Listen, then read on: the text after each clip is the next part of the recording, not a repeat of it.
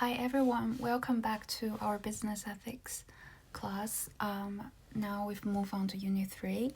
So for this unit, we'll talk about virtue ethics and feminist ethics, also queer ethics, which emerged from feminist ethics, and then also Marxist kind of ideology and kind of like ethics that emerged from that kind of ideology, and also humanistic psychology and some ethics or frameworks that might have emerged from that realm. So, firstly, in this lecture, we'll talk about virtue ethics. So, firstly, let's talk about this general concept of virtue. So, we seem to talk about this a lot, like even in daily conversations. But what is it? What is virtue?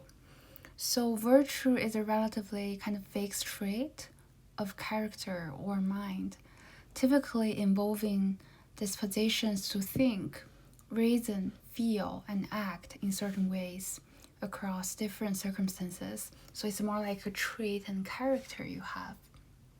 So, virtues are considered as central to the positive evaluation of the moral worth of individuals. So it's not just about actions, it's about like persons, and it's about evaluations of persons. So how might we think about virtues? So let's use honesty as an example. For instance, to better clarify the concept of honesty, some theories break down honesty into three components: intellectual, affective, and motivational behavioral. So, what do each of these kind of components mean? So, intellectual component of honesty involves kind of correct beliefs about truth telling, and the affective component of honesty involves dispositions to feel approval or disapproval, and the motivational behavioral component includes dispositions to tell the truth and avoid lying. So we make distinctions and break things down to clarify them. So you don't have to worry a lot about like what was the details of what I just said.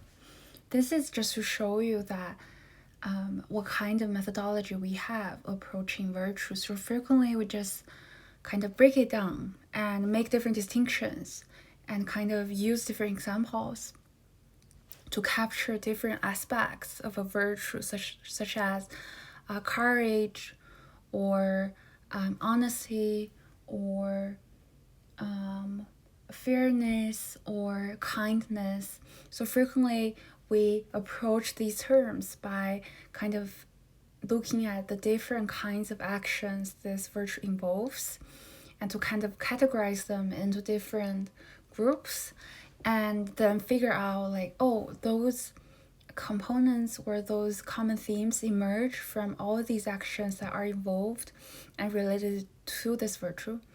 And then we kind of make distinctions and kind of make it more fine-grained. So now we talk about an honesty, and we are not just talking about one overall group and in which we squeeze a lot of different actions and behaviors in there, but we have three very specific components, and the actions and behaviors and ideas that fit into each component are very different, and we see the difference, we see the distinctions. So that's one approach of how we think about virtues in general and how we analyze virtues in general.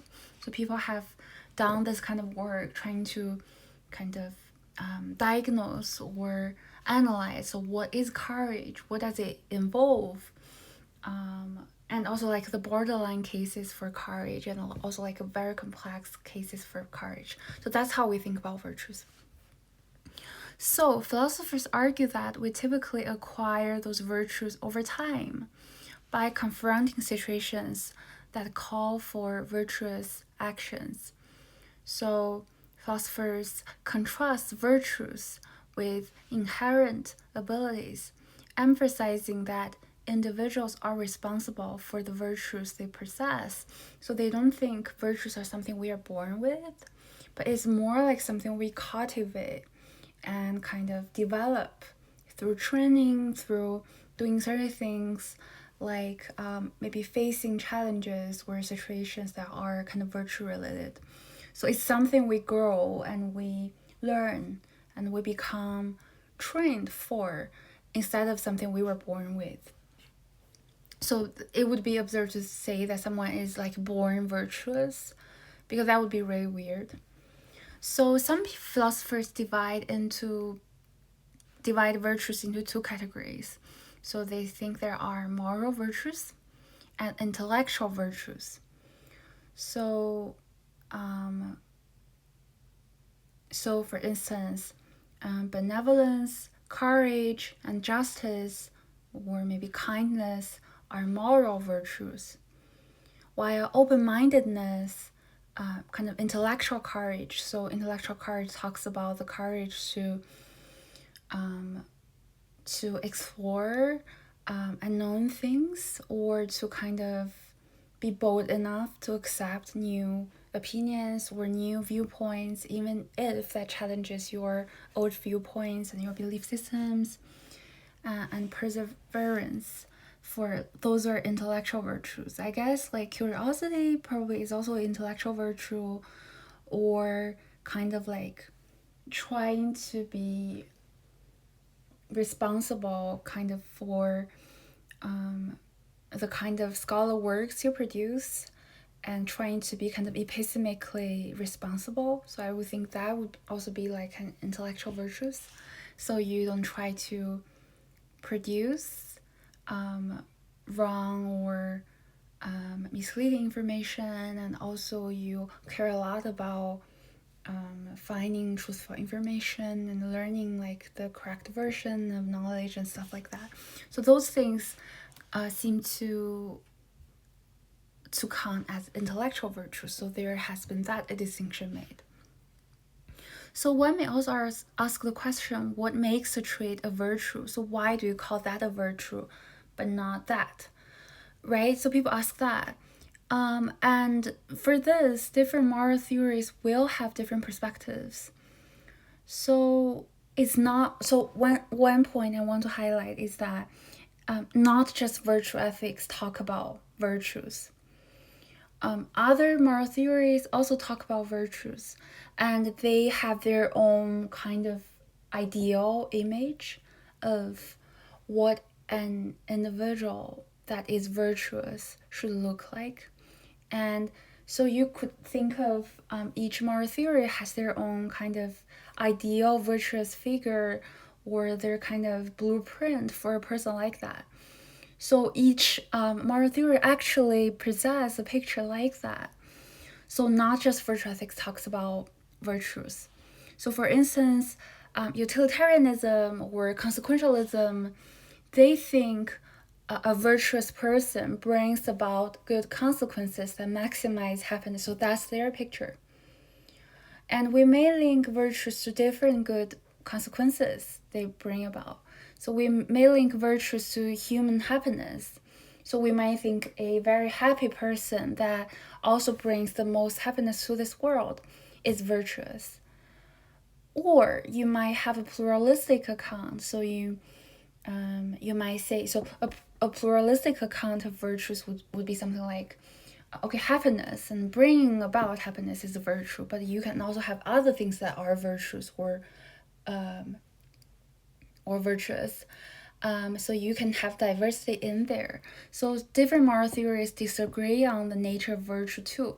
So to kind of make it clearer, so different moral theories talk about virtues, not just virtue ethics, and they will disagree on like what is a virtuous person, right? For Kant, he would think a person who follows their duty and kind of respects other people's autonomy and dignity, and kind of perfects themselves, not because of self-interest, but because they recognize that duty like whatsoever. So they do it for the sake of kind of performing and being compliant with their duty.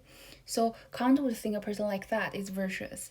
While different moral theories will fight over and disagree upon what a virtuous person looks like, and they will also disagree on what is the nature of virtue. So what is virtue? What kind of thing is it? So they disagree on that as well. Some moral theorists might argue there is only one virtue out there. Some moral theorists might say, you know what, maybe there are several virtues out there, so you can actually have all of them together in your theory, so you can be pluralistic about it. So that all depends on the moral theory you're talking about and their assumptions. And also for moral theory, each of them would have developed over the years. So within utilitarianism, contemporary utilitarianists look very different from Mill and Bentham. And within this group of contemporary utilitarianists, they fight with each other over what is the best thing to say. So in this case, even within a moral theory, different people fight over like what is a virtuous person and what is virtue in general and how we should go about these issues. So just to kind of sketch the landscape of virtue for you, so like regarding like the hierarchy of virtue, what makes virtue and virtue, nature of virtue, all these depend on the moral theory you have and you're talking about or you believe in. And each theory kind of to enable their own theory, to kind of maximize their own credibility, they will make different assumptions about a hierarchy of virtue, what makes a virtue, nature of virtue. So they will make assumptions about these and to kind of express, to capture, to also enable and advocate for their own ethics. So that is the rough picture about this general concept of virtue, because we talk about this like so much and everywhere. So I thought it's good to firstly at least sketch the landscape for this word or concept in general. So then we'll talk more about virtue ethics specifically. Okay, so now let's talk about virtue ethics more specifically. What we've just said about virtues apply to virtue ethics specifically as well. But whenever we talk about virtue ethics, so frequently we're talking about Aristotle, or if we are not talking about Aristotle per se, we are talking about something that can be traced back to Aristotle, and specifically this book he's written. So firstly, I hope you've enjoyed the reading. So I don't know if how you feel about it, whether you agree with Aristotle, whether you like the more contemporary developments of virtue ethics, or whether you like the original version of Aristotle more, and do you agree with Timon's evaluations or not. So I'm actually curious about what you think about this reading. So let me know what you think in the discussion posts if you're interested. So what is this Nicomachean ethics that Aristotle has written? So this is a significant work in moral philosophy, focusing on Aristotle's conception of the highest good for human beings and the role virtue plays in a good life. So if you have more time in the future and you want to read about moral philosophy, I would highly recommend you read like the whole work of Aristotle's Nicomachean ethics. So some very important concepts, or the most important concepts here, would be the highest good and the eudaimonia. So Aristotle argues that all human activities aim at some end or good. The highest good is that end which is most worthy of being pursued for itself, and never pursued for any other end. So the concept of eudaimonia, so eudaimonia just means happiness or flourishing, is introduced as the highest good, characterized by being unconditionally complete and self-sufficient. So we'll talk about so here the highest good we have like in our blueprint or in our like mind map, we have this ultimate like best, most important good, most prioritized goal and pursuit of good. That's the best good or the highest good or most important good you can ever have. That's the most ultimate. We have that. Then Aristotle, to kind of prove whatever he was trying to say, he presents the function argument. So the function argument is a 6-step reasoning process to understand the essential nature of human beings and the highest good. It argues that the function of humans as rational beings involves the rational exercise of the soul or mind, guided by virtue. This leads to the conclusion that the highest good for humans is a life of rational activity of the soul, guided by virtue and eudaimonia. So we'll talk more specifically about like what eudaimonia is, but now let's sketch this rough picture for you here. So Aristotle then introduces the doctrine of the mean, stating that virtue is an intermediate condition between two extremes.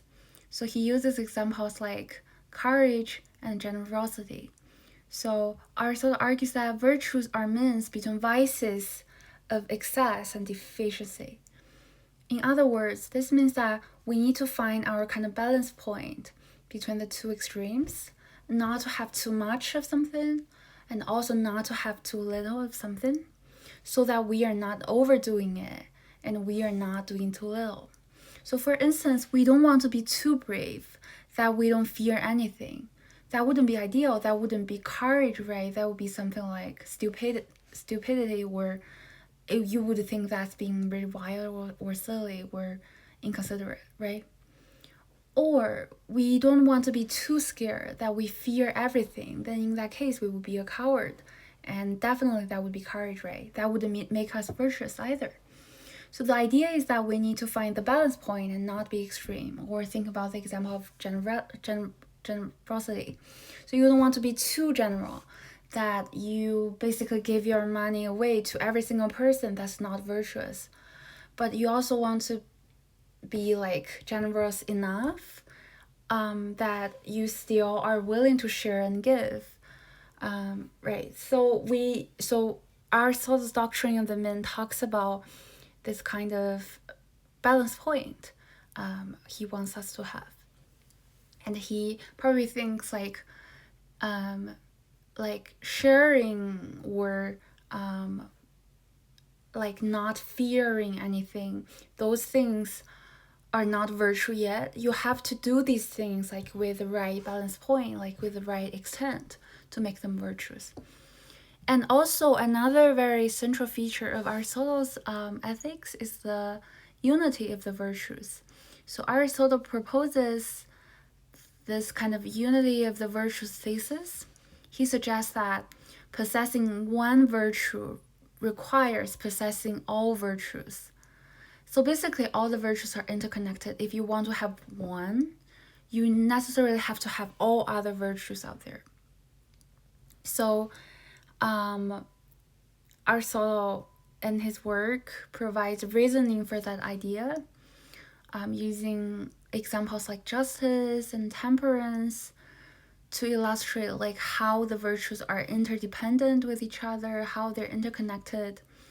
So Aristotle believes the virtues are like have this interconnection, and if you want one, you have to have others because they're interconnected. So you all read that Timmons reading, and I hope, and Timmons introduced virtue ethics as a theory of right conduct, emphasizing that right action is to be explained in terms of virtue and virtuous agents. So the core idea here is that facts about virtuous agents, their character traits, and how these traits influence their reactions are more basic than facts about right conduct, and they are more fundamental. They have that explanatory power, and they explain why an action is right or wrong. So this is talking about that virtuous agents, virtues, their character traits, those things are kind of more fundamental, or like more closer to truth, or kind of like closer to the core of truth, and they kind of act as grounding for why an action is right or wrong. So whenever an action is right or wrong, that is grounded in all that, and that is and why an action is right or wrong, right? That nature of that right or wrongness came from those like more basic concepts of virtuous agents, their character traits, and how these traits influence their reactions. Okay, so that is one idea to highlight here. Then we'll talk about the virtuous ethics versus ethics of character kind of distinction. So virtuous ethics is facts about virtuous agents, including their virtuous character traits and how such traits influence their reactions. So that is more basic than facts about right conduct, so like what we just said. And they have explanatory power of why an action is right or wrong. So if you see an action, you know that's right or wrong. We should be able to explain your observation and evaluation by ideas about virtues and character traits. So this would distinguish virtue ethics from an ethics of character. So virtue ethics is concerned with explaining what makes an action right or wrong. However, an ethics of character, on the other hand, addresses interrelated questions about motivation and character, including in virtue of what does an action have moral worth? In virtue of what is a character trait a virtue? In virtue of what does a person have moral worth? So the ethic of character, then, is part of a complete moral theory. So recall Kant's work from last unit. So he had an account of how a virtuous person should look like, what criteria they need to satisfy. So this serves as a part of his moral theory. So by mentioning the term virtuous does not make Kant's theory virtue ethics. For moral theory to qualify as virtue ethics, in the theory, virtue has to serve an explanatory role. So we've just talked about all different moral theories talk about virtues. They talk about an virtuous ideal person. They talk about the criteria for what a virtuous person would look like. But are all of them virtue ethics? No, they're not. For something to be virtue ethics, the concept virtue has to play a very central role. It has to serve an explanatory role, or in other words, the theory has to explain right action in terms of virtue, not in terms of other things. So why Kant's theory was not virtue ethics? Because Kant explained right action in terms of deontological concepts, right? In terms of duties, in terms of autonomy and dignity. Is utilitarianism virtue ethics? Of course not, because they explained right action in terms of consequences and happiness and calculating consequences, and that Bentham's calculus for hedonism, right? So they didn't explain right action in terms of virtue. So that's why they're not virtue ethics. If you have a theory, you wonder if it counts as virtue ethics, you have to think about whether it explains right action in terms of virtue. And that should be the thing that does the explanation. That should be the thing that kind of uncovers things for you. All other theories we've covered do not do that, so they are not virtue ethics. So you now know, like, even if a theory talks about ethics of character, if virtue doesn't do the explanatory role, that's not virtue ethics. Okay, so let's move on to more contemporary virtual ethical theories of right conduct, right? So this isn't just Aristotle anymore. This is also a lot of contemporary philosophers' development about virtue ethics, but it can be traced back to Aristotle. But like you can see, it would differ from Aristotle, right? So in the chapter I wanted you to read. So Timmons introduced the agent-based virtue ethics and the qualified agent-based virtue ethics. So agent-based virtue ethics explain right conduct. So explain what is right and wrong based on the actual motivations of individuals. And qualified agent-based virtue ethics explains right conduct, so what is right or wrong, based on the motivations and character of a hypothetically virtuous person. So you have, so agent-based virtue ethics kind of focus more on like real people and their actual motivations, but qualified agent-based virtue ethics more have a picture of this perfectly hypothetically completely virtuous person, because they have that ideal in mind and they try to explain what's right and wrong, like thinking about and referring to that ideal person in their mind. So let's talk about them a little bit more. So for agent-based virtue ethics, different theorists can disagree over which virtues are relevant for giving an account of right conduct. So for the theoretical work have to be introduced to address this issue. So people are fighting over each other and there. So you have to bring in more theories, more work, more free works to settle their disagreement. So that's a problem for agent-based virtue ethics.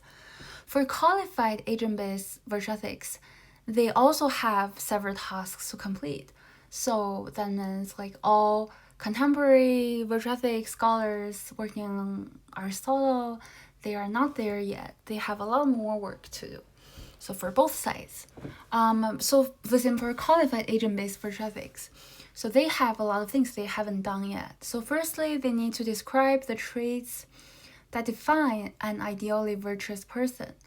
So you basically have to clearly describe this picture of this ideally virtuous person you have in mind. You have to tell us like what your ideal involves and what that is like, right? You can just tell us, I have that ideal in my mind. You can do that. That wouldn't lead us anywhere, right? So second, they must also clarify how the reactions of such a person from the basis for understanding and explaining the deontic realm, the realm of what is morally obligatory, wrong, or optional, how could they accomplish these tasks, right? In terms of which actions an ideally virtuous person would perform in the circumstances in which an ordinary person finds herself, or in terms of what a virtuous person would advise an ordinary person to do in those circumstances, or in terms of what a virtuous person would approve or disapprove in those circumstances, right? So basically, for qualified agent-based virtue ethics, so what I said just was pretty confusing and long-winded, right? That was a pretty long-winded way to say all these. So the rough idea is, for qualified agent-based virtue ethics people, they think of this ideal virtue person and they have that in mind. And now whenever we are in like daily life circumstances, of course we are not like all saints, we're just ordinary persons. So in the circumstances we as ordinary persons might encounter, qualified agent-based virtue ethics people would try to think of their ideal person, summon them, and think of, okay, what would they say? What would they do? What would they advise us or approve or disapprove if they, this virtuous ideal person would do or say in those circumstances we have. So if they could kind of sum up their ideal virtuous person and figure out what they would say or do, then now we have more rules. We would, according to this ideal person's reactions and thoughts and behaviors, form rules and definitions and criteria of what is morally obligatory, wrong, or optional. So that is the rough idea for qualified agent-based virtue ethics. Some people would find this absurd because how would you know, like, how an ideally virtuous person would say, right, you are not them, then how do you know that whatever you are thinking is not you, it's them, right? People talk about these things a lot. So if you're interested in that, you can find a lot of papers on Google Scholar. You can read more on Timmons. You can also go to the Stanford Encyclopedia of Philosophy site, which I recommended for our first unit. A lot can be found there. So Timmons reflected on different versions of those two kind of modern versions of virtue ethics in more details, but we can't talk about them like here because we don't have enough time. So there is also, so let's talk about a more kind of representative version of qualified agent-based virtue ethics. So we've just said they have their ideal person and they now figure out like what is obligatory, option, and wrong. So let's talk about that. So contemplating on the ideal person and what would they say or do. We have definitions of what is obligatory or optional and wrong. Now you can make evaluations about moral actions. I will not read through them, and I don't think they need any explanations. So do you like this idea? Do you think as humans we can actually figure out what the ideally virtuous agent would think or do? So I'm actually very curious about your opinion. So if you can share more in the discussion post, that would be really lovely. And of course, we have a lot of virtues, and it's not hard to imagine there will be conflicts among virtues. In fact, in a lot of difficult cases we have, in a lot of kind of moral dilemmas or real life kind of hard cases, what actually is going on is that we want to have certain virtues, we want to perform certain virtues, but they are conflicted.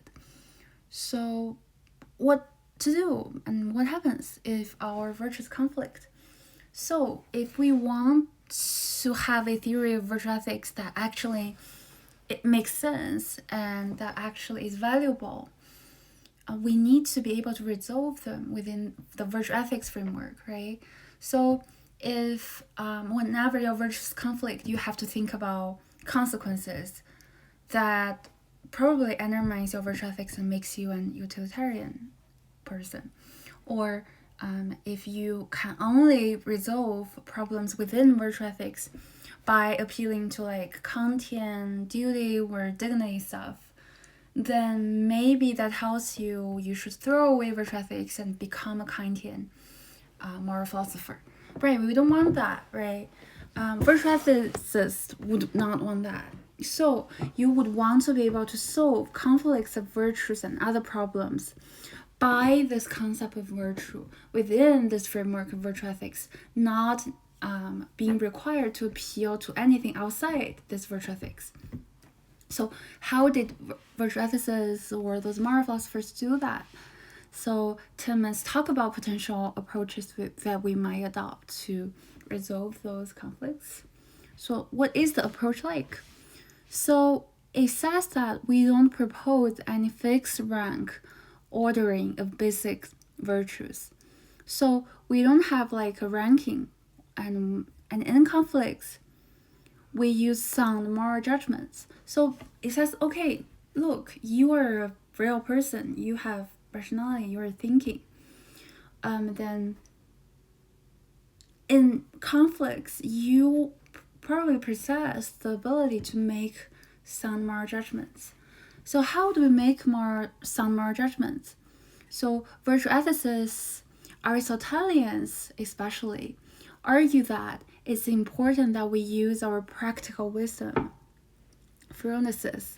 So this concept of practical wisdom is actually very, very important to Aristotle and to all the Aristotelians.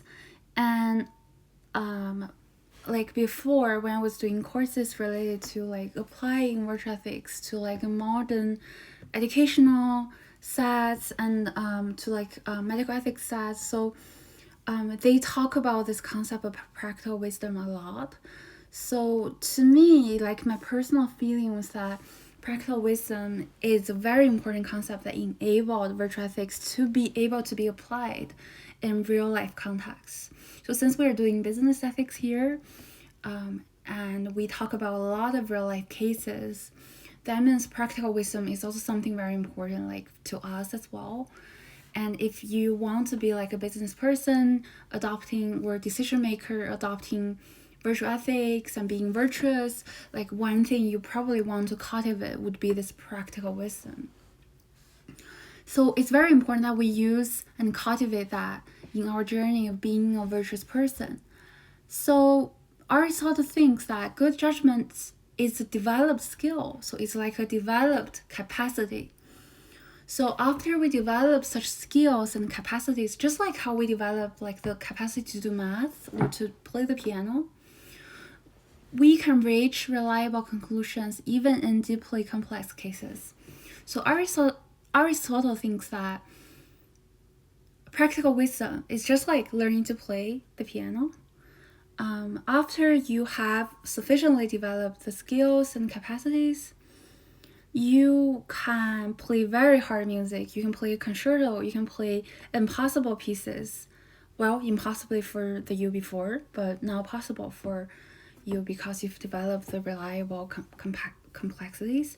So he thinks it's the same for moral capacity. So he thinks that moral dilemmas and very, very complex moral cases or real life cases that seem to be so baffling that no one knows what to do in there.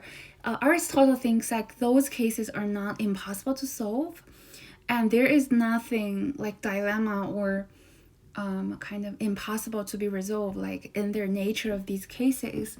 Aristotle thinks like these cases are more like very hard piano pieces, probably like concertos. But if you really develop the skills and capacities to play the piano, you will be able to play a concerto one day. So that's the same for moral cases. And Aristotle, so then you will ask Aristotle, okay, that seems to be very important and we want to cultivate our practical wisdom. How do you do that? How do you develop such skills and capacities of sound moral judgments? So Aristotle would say something like, this process cannot be fully captured by principles, rules, or procedures. It probably cannot be fully captured by philosophical work. He says that we can't work out process and principles like a manual, or like a student handbook to guide us to make reliable conclusions. So we have to cultivate the capacity and skills. So basically, if you are this person who has, so basically, again, it's like playing the piano. So if you are like a beginner for piano, I can't give you a manual or student handbook, and after reading which and following every step of which you can play a concerto now. We can't do that. I can't work out principles to guide you to be able to play a concerto.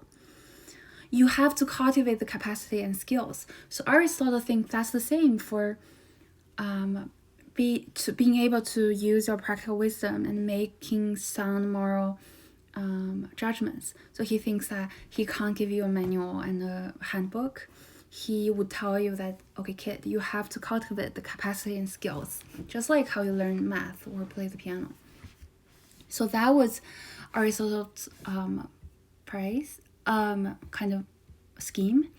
So this approach has a price too.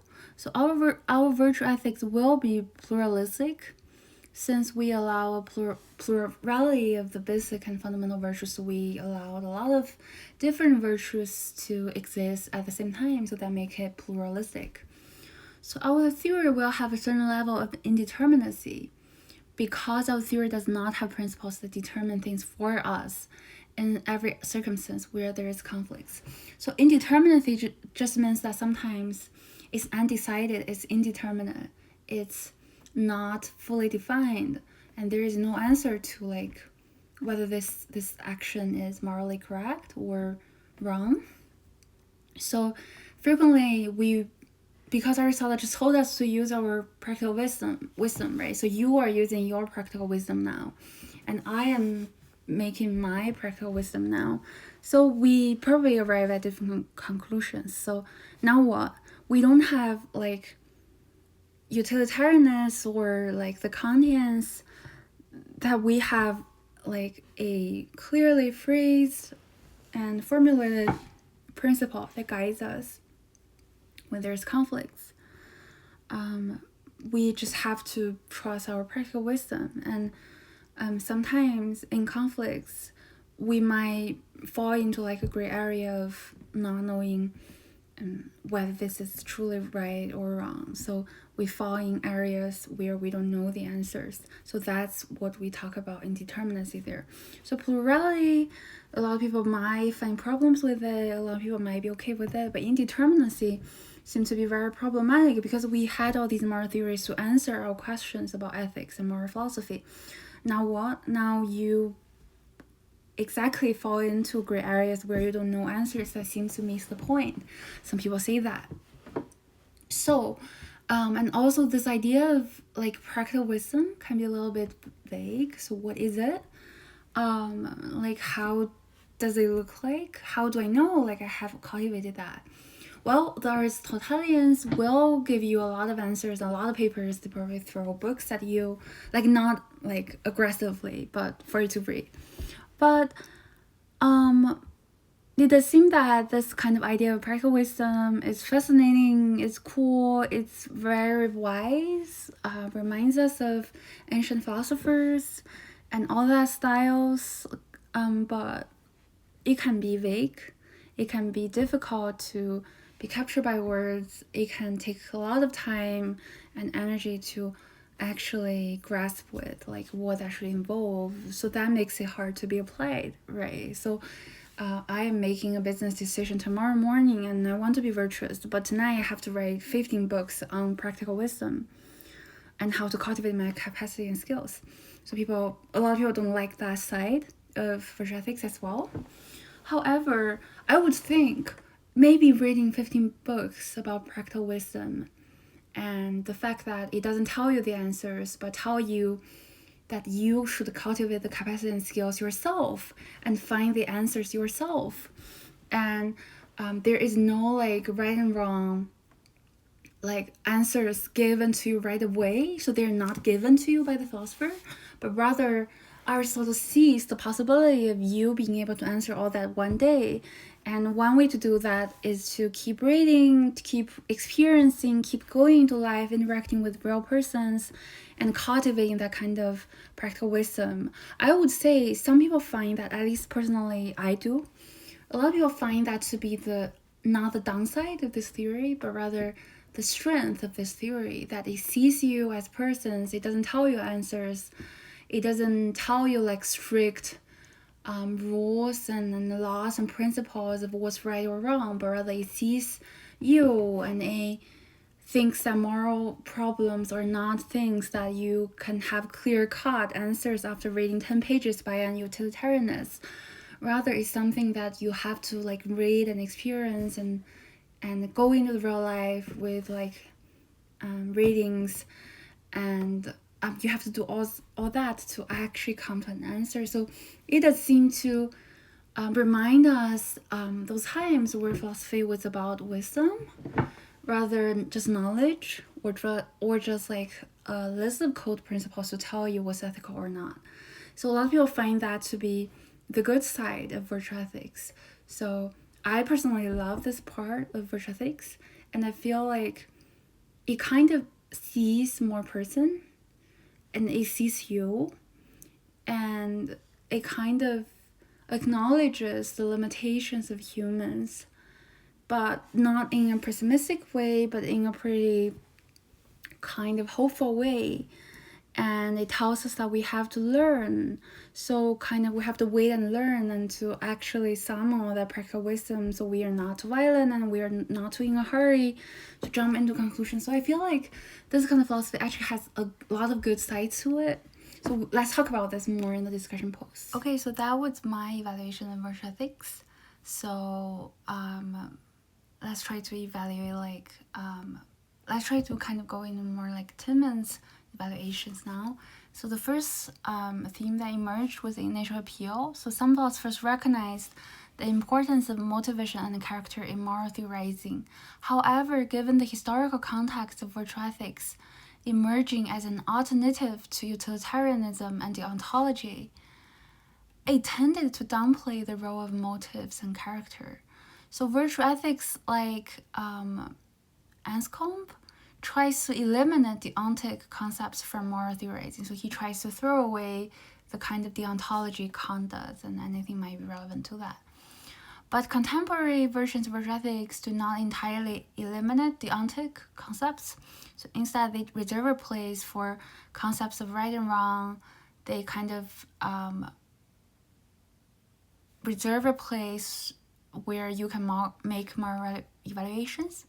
So that make them direct competitors to theories like Kantian's theory or other theories that talk about theories of right conduct. So we might reflect on which of these directions or approaches are initially appealing to us. And there is this tension between virtue ethics with other kinds of ethics. So it kind of all comes down to like, what do you believe? What do you think is appealing to you? And different people might have different answers. The second is about consistency and determinacy. So Tillmans talk about this and the evaluation criteria of consistency and determinacy. So Tillmans argue that the qualified agent-based view of ethics and all those philosophers who hold this view all try to argue that all agents would react similarly in circumstances where an action is obligatory or wrong. So they kind of assume that people just react the same in those situations, but that's weird, right? Because our life experience would tell us that people behave very, very differently, like in the same circumstances. They do that. And right, so even within this class, if all like 20 of us were put into a circumstances, we would do very different things. So it seems that those qualified agent-based virtue ethicists people, they assume that all agents would react the same in circumstances where an action is obligatory or wrong. That was their way to save their day, to save their theory from indeterminacy. That's something they've assumed to save that. But indeterminacy still might emerge due to reasons we have discussed a few minutes ago.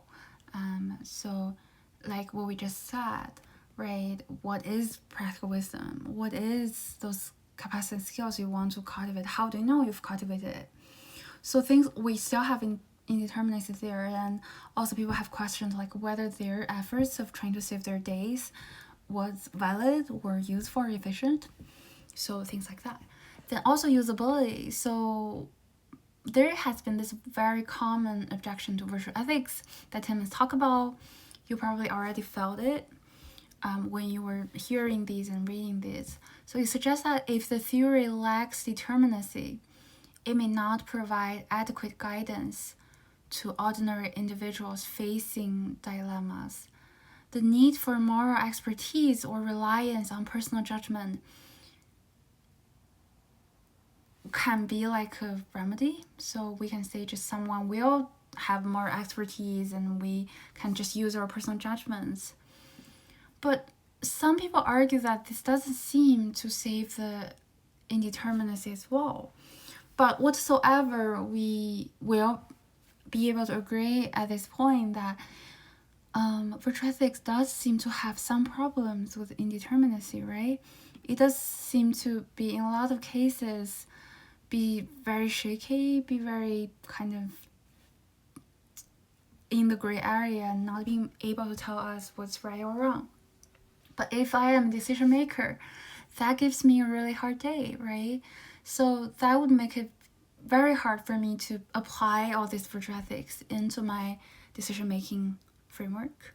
And if you are interested in virtue ethics, I would highly advise you to actually try to apply it like in business context, to try to figure out your ways and your remedies and then your kind of developments of it, or kind of to creatively use it like with your experience and with your business knowledge and with your like real life knowledge of applying it in real life context. If you could do that, that would be something really cool, but of course, only if you're interested in this.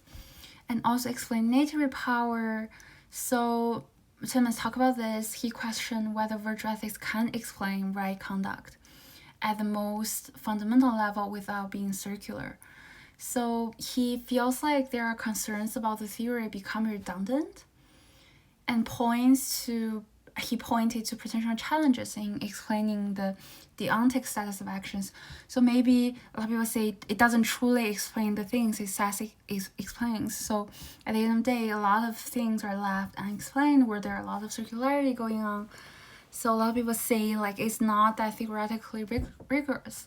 But at the same time, a lot of people say even if it's not that theoretically rigorous, theoretical rigor was like a requirement given by analytical philosophers emerged from the kind of Western frameworks and viewpoints. They say that's the result of philosophy being institutionalized.